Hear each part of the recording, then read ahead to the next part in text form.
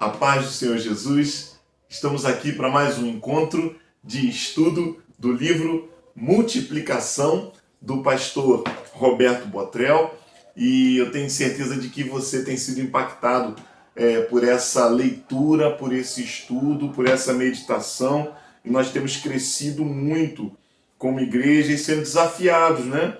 No último encontro nós começamos a falar sobre a estratégia celular, e podemos olhar um pouco mais para dentro da história da nossa igreja, da nossa realidade, e pensar, né, naquilo que tem sido para nós uma visão, a nossa missão, os nossos valores, como desenvolvemos essa estratégia.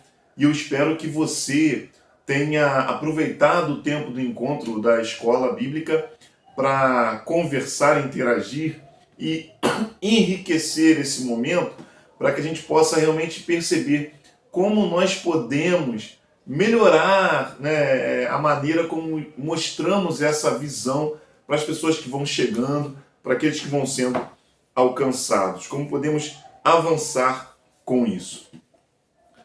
E agora continuamos, né, no nosso sexto encontro para a lição do capítulo 6, que tem como tema "Para que números?". Gente, eu realmente fui muito mexido, muito impactado com esse capítulo, até porque os irmãos me conhecem, né? Sabem da minha formação e do como eu gosto de lidar com os números. Mas ao mesmo tempo que eu gosto de lidar com os números, eu também tenho receio, tenho medo de como apresentar números, porque os números eles são frios e se eles não forem bem analisados, não forem bem recebidos, eles podem passar uma impressão errada. E eu confesso que quando eu estudei o livro pela primeira vez e tive contato com esse capítulo, para mim foi algo transformador. E eu espero que você tenha experimentado disso também enquanto leu o livro, né, enquanto estava estudando, e agora nesse tempo que nós vamos ter juntos aqui para interagir sobre esse assunto tão importante. E o pastor Roberto, né, que escreveu, ele já começa dizendo que realmente esse é um tema delicado, né, mas importante, porque os números aqui avaliam, nos ajudam a avaliar a nossa condição. Né? Mas logo de cara ele começa dizendo, né, aqui no subtítulo, na página 105, detesto números, detesto números. E aí vamos começar a analisar, é interessante aqui o que ele diz, eu quero ler para você. Algumas pessoas têm sérios problemas com números, talvez por traumas como a matemática na escola, ou por dificuldade com gráficos e estatísticas. Muitos não se dão bem com eles em qualquer contexto. Alguns, por trabalharem com planilhas, tabelas e fórmulas no seu dia a dia profissional, têm dificuldade de usar essas ferramentas naquilo que se relaciona com Deus e sua obra. De uma forma ou outra, é um grande desafio quebrar essa resistência. Então nós temos aqui pelo menos dois tipos de pessoas, né? Aquelas que já desde a infância têm dificuldade em lidar com os números, os traumas das provas de matemática, e aqueles que usam os números no seu dia a dia, mas que não conseguem olhar os números com um olhar espiritual, não conseguem perceber que números podem ser importantes no reino de Deus. E aí ele usa aqui um exemplo de um médico, né? E esse exemplo já de cara quebra a nossa maneira de olhar os números, quando aquele médico cristão que tinha resistência a números, ele é desafiado a observar que da mesma maneira, quando ele pede exames para que possa diagnosticar o estado dos seus pacientes, é através daqueles números que o exame demonstra que ele pode avaliar se é um caso de saúde ou de doença. Então a questão não são os números. O objetivo é o quê? É garantir a vida.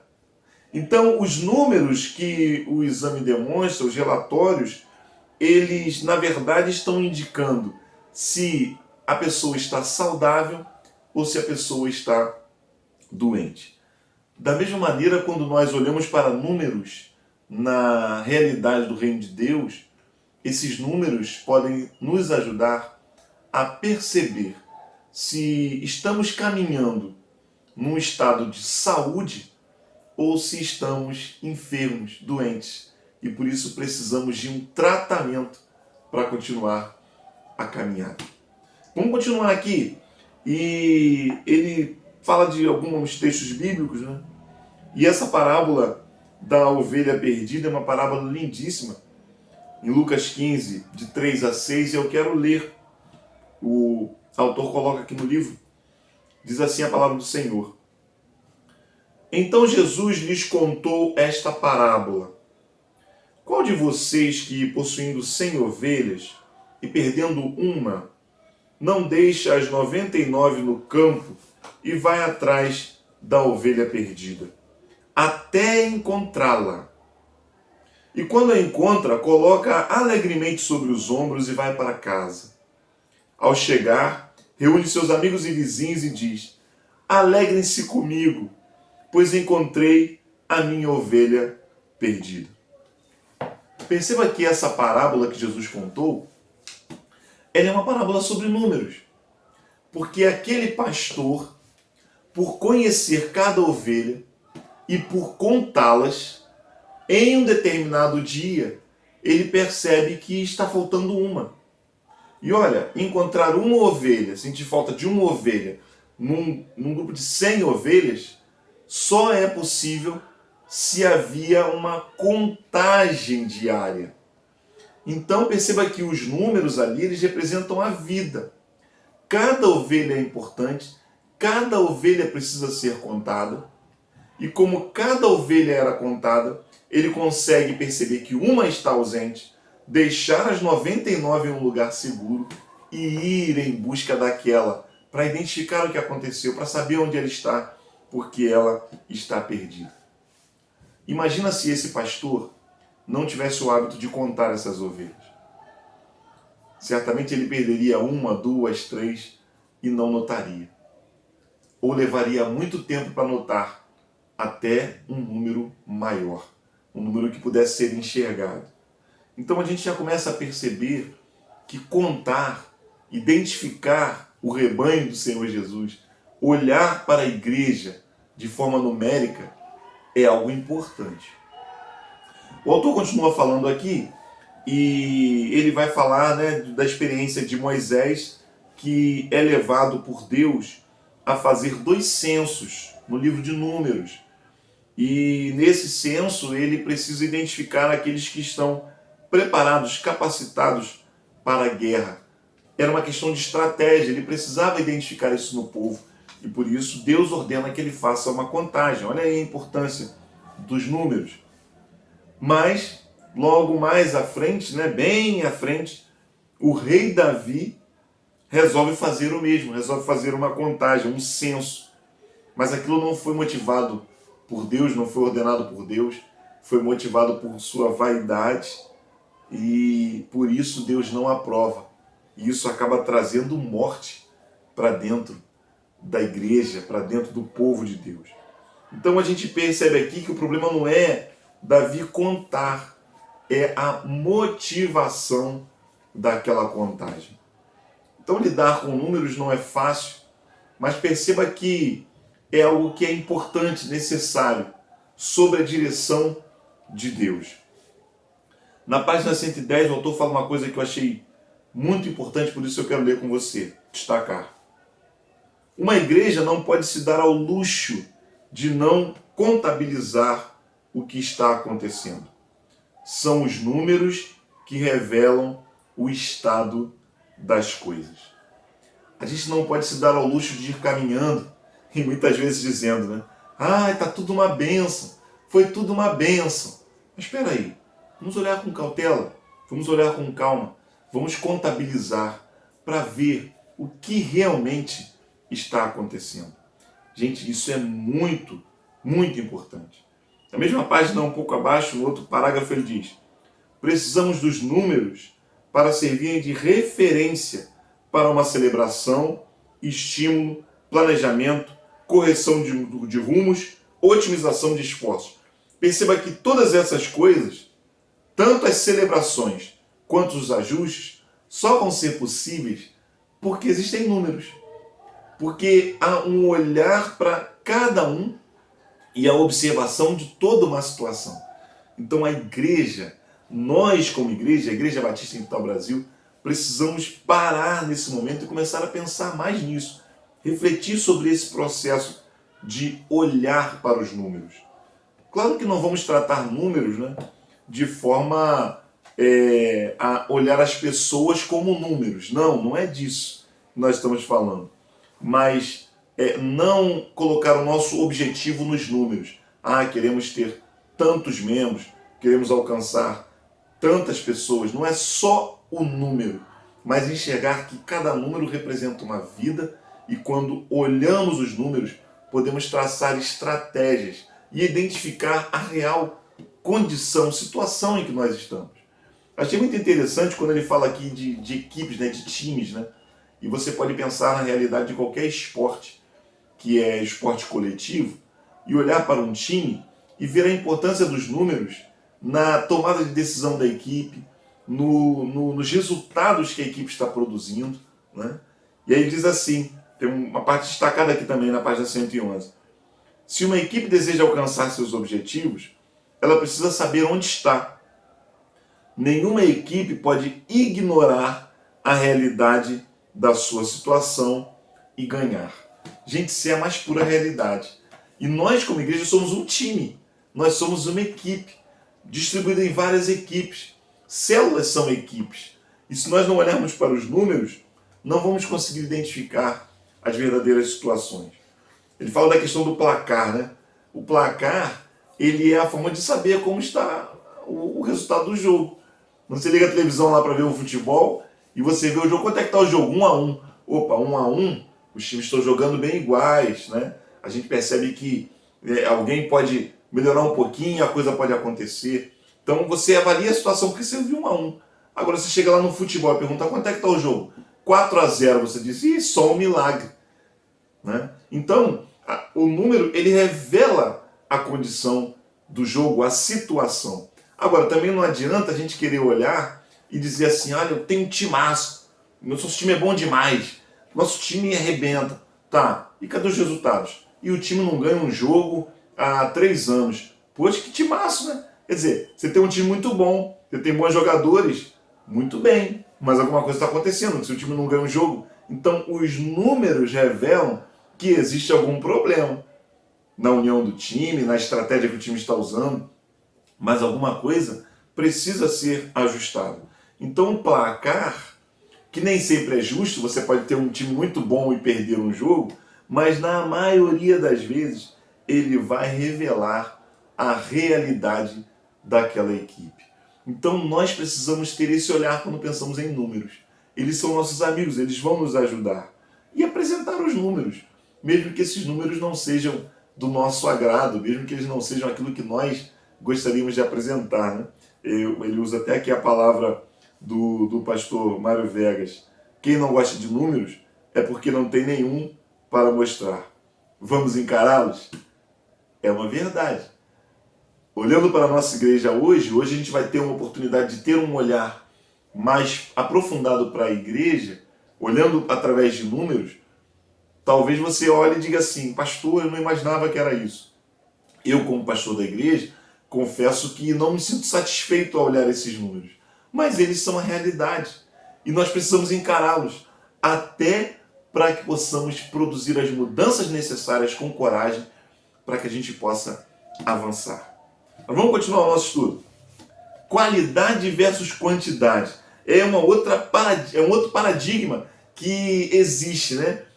Muita gente diz assim, nossa igreja é pequena, mas tem qualidade. Nós somos poucos, mas nós conhecemos muito. Espera aí, mas qualidade precisa ir contra a quantidade? Não é possível ter quantidade com qualidade? O que a palavra de Deus nos mostra? O que a Bíblia nos diz? E aí quando a gente vai para a Bíblia, a gente percebe que é o seguinte: a quantidade é um indício de crescimento, e esse crescimento é prova da existência de qualidade. Olha só, eu espero que você tenha tido tempo, né, para parar e fazer aquilo que o autor propõe na página 113. A leitura dos capítulos de 1 a 8 de Atos, anotando esses detalhes do movimento que começa a acontecer com o nascimento da igreja. E dentro desses movimentos, nós vemos um crescimento explosivo. Muitas pessoas sendo alcançadas, só que essas pessoas não são alcançadas por um motivo qualquer, de uma forma qualquer. Existem ligações entre os acontecimentos, e o autor ele foi brilhante ao observar isso e ao propor essa análise. Então, se você não fez isso, faça, porque nós estamos aqui para buscar a direção da palavra de Deus. E nesse momento aqui, ao olhar para a palavra de Deus, você vai conseguir perceber aquilo que é a realidade do movimento do Espírito Santo de Deus na vida da igreja. E esse movimento é um movimento de crescimento com qualidade. Não é um movimento como nós temos visto em muitos lugares. E eu preciso dizer que, mesmo sem gostar, que infelizmente não é um movimento que nós estamos vendo na realidade da nossa igreja hoje. Então, o que a gente pode aprender com esse texto de Atos de 1 a 8 é algo precioso demais quando olharmos para esses números, né, que aparecem aqui. Antes de falar um pouco sobre aquilo que Deus falou no meu coração nessa leitura, nesse período, eu quero ler o que o autor cita aqui na página 114. Ele diz assim: é impossível não relacionar a cada registro de crescimento uma ação sobrenatural do Espírito Santo. Então ele está falando da leitura de Atos de 1 a 8. Quando é que houve um crescimento numérico? Sempre após um aumento de qualidade. Por isso a qualidade e quantidade não são opostos entre si e também não são excludentes. Pelo contrário, são interdependentes. Se há aumento na qualidade, sem crescimento numérico, podemos questionar: que melhoria é essa que não gera frutos? Se há crescimento sem aumento de qualidade, é só inchaço e logo a bolha vai estourar. Esse tipo de crescimento numérico não se sustenta. Mas em uma igreja sadia, o crescimento na quantidade é decorrente de um crescimento na qualidade. Por isso, qualidade e quantidade devem andar sempre de mãos dadas. Gente, quando eu fiz essa leitura de Atos de 1 a 8, dentro dessa proposta do autor, eu percebi algo que é realmente isso que ele disse aqui. O que está acontecendo ali é um movimento do Espírito Santo. Aquele crescimento extraordinário é fruto de um aumento da intimidade com Deus. É fruto de uma ação de Deus. Não é algo controlado, né, por aquilo que a gente faz, por aquilo que a gente gosta, pela nossa maneira. Não é algo que vem do homem, controlado. É algo que vem de Deus. E por isso aquele movimento flui. Agora, isso que vem de Deus vem para um grupo de pessoas que está com o coração aberto. Quando Jesus diz para eles: olha, vão e esperem, eles estão ali ansiosos por algo novo de Deus. E quando o Espírito Santo vem, esse mover, ele é incontrolável. Eles falam com poder e autoridade, porque estão cheios da presença de Deus. Você vai vendo isso em vários eventos. Estevão, né? Pedro, João, eles estão cheios da presença de Deus. E todas as decisões que são tomadas são decisões que apontam para o avançar da igreja. E aí qual é o resultado desse aumento de qualidade? O resultado é quantidade, multidões, conversões, discípulos que estão sendo feitos. Então fica aqui para nós, né? Isso falou muito forte ao meu coração, irmãos. Ficou esse alerta. Deus, o que nós precisamos fazer para viver experiências mais profundas contigo? Será que eu não tenho controlado demais? Será que nós não estamos dentro de trabalhando sempre dentro da nossa zona de conforto, no sentido de não que nós estejamos acomodados, mas que nós estamos realizando sempre coisas que de certa forma estão dentro do nosso controle?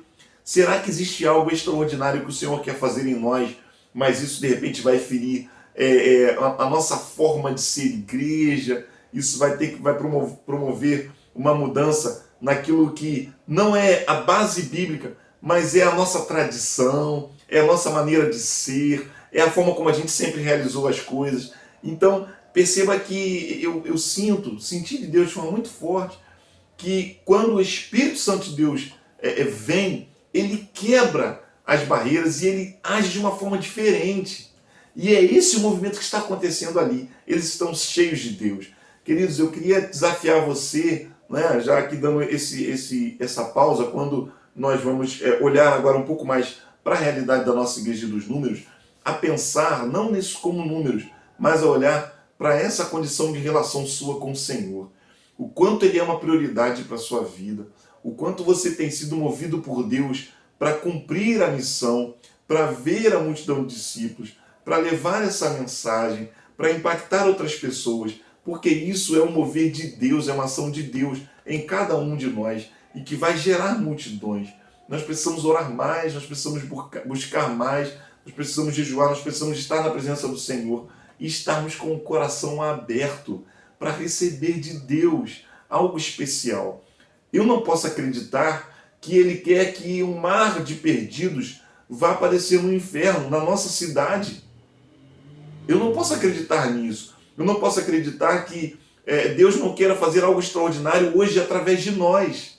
Eu creio que Ele quer fazer, porque Ele sempre quer fazer. Isso é realidade bíblica. Ele veio buscar e salvar aquele que estava perdido. E Ele conhece cada um. Por isso nós é que precisamos buscar a Deus para nos tornarmos testemunhas verdadeiras de Cristo Jesus. Queridos, olha, eu tenho vivido isso, sentido isso. E olha, eu quero muito que Deus promova a mudança em nós. E eu quero que você tenha um olhar especial agora para a realidade da nossa igreja. Sabe, investigar os dados agora junto comigo. E eu quero te ajudar a olhar para isso, que é a realidade dos nossos últimos 8 anos, né, vamos dizer assim. Em 2011, né, quando eu cheguei aqui, eu comecei a fazer essas anotações. Eu tenho trabalhado com base nelas e avançado e sempre trabalhado. Mas eu quero apresentá-las para você. Talvez você, como membro da igreja, já tenha visto algumas dessas coisas, mas eu quero expor isso, até você que não é da nossa igreja que vai ver, olha, aprenda aí, olhe, e quem sabe os erros que estamos cometendo são os mesmos que você está cometendo, e com forma muito humilde nós nos colocamos aqui para expor isso, porque entendemos que precisamos de mudança diante daquilo que Deus tem nos despertado. Então vamos lá, olha isso, esses dados comigo. Eu cheguei para a igreja em 2011, no final de setembro de 2011, né? E quando eu assumi a igreja tinha 87 membros ativos. Foi a membresia que me foi apresentada no papel. Confesso que alguns eu nunca conheci, né? Mas era a membresia que estava no papel, 87 pessoas. Poucos, né, não frequentavam, não estavam mais aqui, mas eram membros. Até porque a igreja teve que fazer um recadastramento por conta do processo de sucessão pastoral. Mas alguns realmente eu nem cheguei a conhecer, não estavam mais aqui, né? E começamos a trabalhar e a avançar nesse processo de células. Você pode ver lá na aula passada, né? Até que chegamos à situação do final de 2019, início de 2020, mas vamos contar como sendo até o ano de 2019, com a seguinte condição nesses 8 anos. Olha isso. Dessa membresia, 30 pessoas continuam conosco. Ou seja, 30 são membros que já estavam aqui antes de 2011. 42 pessoas que estão na membresia atual são pessoas que foram recebidas por carta de transferência, vieram de outra igreja. Curiosamente, 42 pessoas também são membros que foram batizados nesse período, ou seja, eu realizei 42 batismos de 2011 até o ano de 2019. Isso dá um total hoje de 114 membros arrolados, considerados como membros ativos da nossa igreja. Mais um pouquinho à frente eu vou falar um pouco sobre aqueles que, a quantidade que nós realmente olhamos e podemos dizer, olha, esses são membros que nós podemos contar, não são só membros no papel, estão aqui de verdade. Mas pensando como membresia ativa, nós temos 114 membros. Quero fazer uma análise também de congregados, né? Quem são os congregados? São parentes dos membros que frequentam aqui, pessoas que são de outras igrejas, mas que estão frequentando aqui há bastante tempo, estão conosco, participam das coisas conosco, das células, estão envolvidos com a igreja, alguns até ajudam muito a igreja, ofertam, tem gente que já dizima aqui, mas ainda não se tornaram membros da igreja. Ainda não se tornaram membros. Então existem duas condições de pessoas, né? Existem os congregados que estão em perspectiva para se tornarem membros por carta de transferência. Pessoas que já são batizadas, já são cristãs, mas ainda não se transferiram para a nossa igreja por algum motivo. 5 pessoas nessa condição. E temos 17 pessoas em perspectiva para se tornarem membros através do batismo. Como assim, pastor? Eles já estão aqui, já fizeram classe de batismo, mas precisam acertar algumas questões pessoais, pessoas que estão firmes nas nossas células, pessoas que são casadas com alguém, mas ainda não tomaram uma decisão por Cristo, mas estão por aqui. Então são pessoas que vão se tornar membros da nossa igreja um dia, nós cremos disso pela fé, e vai ser através do batismo. Então são 17 pessoas nessa condição. Chegamos então a um total de membros e congregados de 136 pessoas. Pastor, como é que você tem esse controle? Meus irmãos, eu tenho os nomes de cada uma dessas pessoas. Eu tenho certeza de que alguns foram esquecidos aí, de membros não, mas de congregados, algumas pessoas eu posso até ter esquecido, mas se eu esqueci foram poucos, porque eu anoto, eu convivo, eu conheço, eu sou um pastor que me esforço para conhecer as pessoas. Então, eu tenho isso anotado ali e eu posso falar os nomes dessas pessoas se um dia você quiser saber, tá? Bom, mas agora vamos olhar uma outra situação, porque a gente viu aqui que houve um movimento de membros durante esse período. Então, eu quero te apresentar aqui um processo de saída dos membros de 2011 a 2019. Olha só o que aconteceu. Nós fizemos transferência de 25 membros. 25 pessoas foram transferidas, foram membros que saíram daqui e foram para alguma outra igreja. 27 membros foram recadastrados num período foram afastados num período que fizemos recadastramento. Mandamos carta, mandamos e-mail, estávamos fazendo recadastramento e eles não deram nenhum retorno, não foi feita uma transferência para uma outra igreja. E por isso, essas pessoas foram afastadas da membresia porque não se recadastraram. Veja que não são só 27. 27 foram de membros num total, de membros que já estavam na igreja, ou membros que foram recebidos que eram de outras igrejas.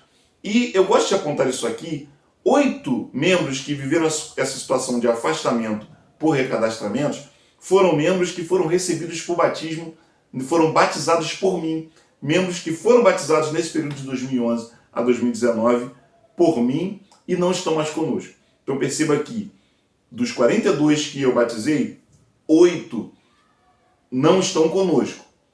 Podem estar até em outra igreja, mas não cumpriram o nosso recadastramento por algum motivo e não estão conosco. 16 pessoas foram afastadas nesse período por disciplina, né? Disciplina bíblica, e aí eles foram afastados. 6 pessoas faleceram nesse período.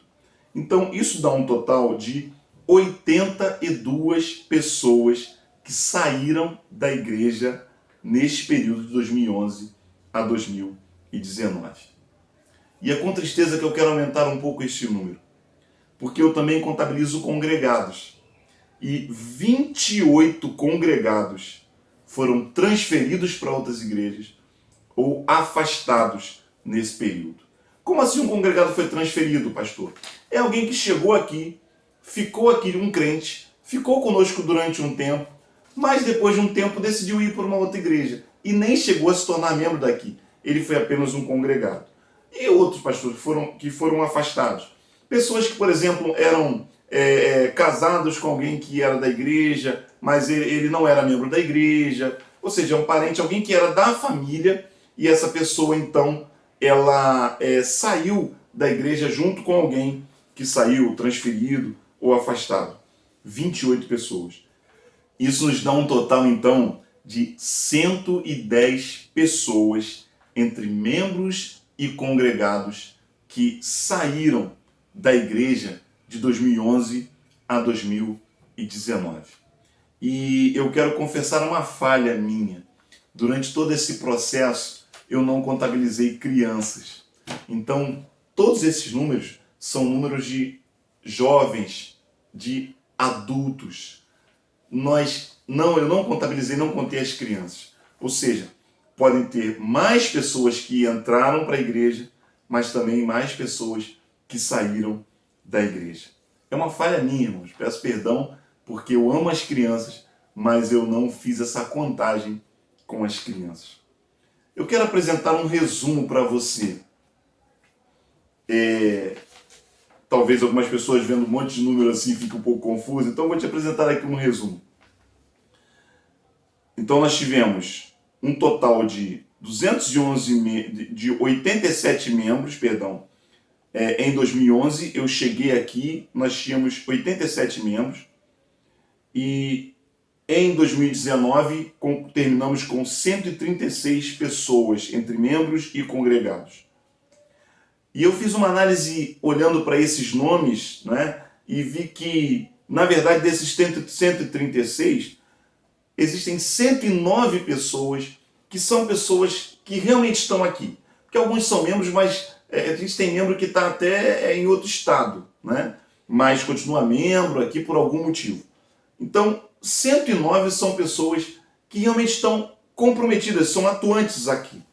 Dessas 109, 81 pessoas participam das nossas células. Esse é um número muito bom comparado dentro dos 109, né? Existem pessoas que ainda precisam ser alcançadas para as células. E nesse período de 2011 a 2019, 110 pessoas saíram da igreja. Bom, para melhorar um pouco, eu apresento de forma gráfica, que talvez você seja da turma que não gosta de números, né? Não gosta de matemática, olha um monte de números e fica assim assustado, se perde. Então olha essa figura, olha esse desenho. E aí você pode olhar pelas alturas e comparar como esse movimento é um movimento que a gente precisa avaliar com muito cuidado. Olha aí o total de pessoas que nós tínhamos. Olha só, nós temos mais pessoas hoje, que bom. Mas olha só quantos desse grupo são realmente atuantes, quantos estão nas células. E olha aqui, coluna alta, a coluna que mostra quantas pessoas saíram dentro desse tempo no processo de caminhada da nossa igreja. Queridos, aqui na página 115, o autor cita Provérbios 27 e 23. Conheça o estado das suas ovelhas e cuide dos seus rebanhos. Quando eu olho para esse cenário, eu confesso aos irmãos que eu vejo um grande desafio. Os irmãos me conhecem, sabem que eu não sou de olhar para trás, sabem que eu não sou daqueles que desistem, né? Sabem que Deus não me deu um espírito de covardia, mas de poder, de amor, de moderação. Mas quando eu olho para esses números, eu penso, Senhor, o que nós precisamos fazer para mudar? Olha, quando o autor coloca aqui na página 116 a análise que foi feita, né, pela igreja Willow Creek Community Church do pastor Bill Hybels, e eles tomam uma decisão: avaliar e mudar continuamente até que a igreja esteja crescendo harmoniosamente em qualidade e em quantidade. Nunca aceitar menos do que isso. Eles tiveram a coragem de parar, fazer um levantamento de dados e uma avaliação honesta. Eu percebo que nós precisamos fazer isso. Olhar para esses dados. Talvez pegar ainda mais informações a respeito desse período, que é o período recente, e de forma muito honesta avaliar e entender quais são as mudanças que nós precisamos tomar. Perceba que aqui o pastor Roberto começa a falar, né, sobre a realidade da Igreja Central no livro, e ele vai mostrando que mesmo diante de uma igreja que crescia, que tinha resultados ótimos, eles começam a perceber que, olhando por dentro, na verdade aquela igreja precisava de grandes mudanças, precisava de estratégias para realmente cumprir a sua missão. E eu vejo que é isso que nós precisamos fazer, irmãos. Na página 118 ele diz assim: sem conhecer os fatos, não há o que avaliar, não há o que mudar, não há o que celebrar. Sem conhecer os fatos, não há o que avaliar, não há o que mudar, não há o que celebrar. Olha, nós estamos diante dos fatos. E quando eu penso na frase de Bill Hybels, né? Os fatos são seus amigos. Para, de forma positiva, olhar os fatos, não apenas para lamentar, mas para pensar. Diante dos fatos, eu posso implementar mudanças. Diante dos fatos, eu posso observar e entender a minha responsabilidade. Diante dos fatos, eu posso colocar a minha vida diante do Espírito Santo de Deus e clamar para que Ele mova algo em mim e que me torne uma pessoa diferente, para tornar a minha igreja uma igreja que realiza a sua missão. Nós estamos agora também movimentando a igreja nesse eu mais um que ele cita aqui, né? Por quê? Porque perceba o seguinte: se nós hoje tomarmos uma decisão de cumprirmos a nossa missão, e se cada um de nós, dos 109, vou reduzir um pouquinho, se 100 desses que a gente pode considerar como atuantes se comprometerem, vou reduzir ainda mais, se 80, os 80 que estão em células, que entenderam essa visão, se apaixonarem de verdade por Cristo e por vidas, e começarem a trabalhar, guiados pelo Espírito Santo de Deus, e se cada um de nós ganhar uma pessoa e consolidar esta pessoa, nós chegaremos, no ano que vem, a um número de mais membros do que tivemos nesse período. Seriam mais de 150 pessoas. Mas para isso, nós precisamos olhar para esses números, entendê-los e perceber: por que tantas pessoas vão embora? Será que estamos sabendo discipular? Será que estamos sabendo cuidar? Será que estamos sabendo consolidar os que ficam? Por que tão poucas pessoas chegaram nesse tempo? Será que estamos sendo fortes em evangelização, consistentes? Será que estamos realmente amando e sofrendo pelas pessoas que estão à nossa volta sem Cristo? Isso está doendo em nós e por isso nós estamos sempre buscando estratégias e alcançando pessoas e alcançando mais pessoas e cuidando bem de cada uma delas para que elas sejam batizadas, consolidadas, até que elas se tornem também discípulos e até que elas gerem outros discípulos, e aí o eu mais um se transforma num processo de multiplicação? Será que nós estamos realmente fazendo isso? Perceba, irmãos, que esse é um tempo de mudanças. Deus está nos despertando. E eu, pela minha forma de ser, sempre enxergo mudanças como um tempo de oportunidades.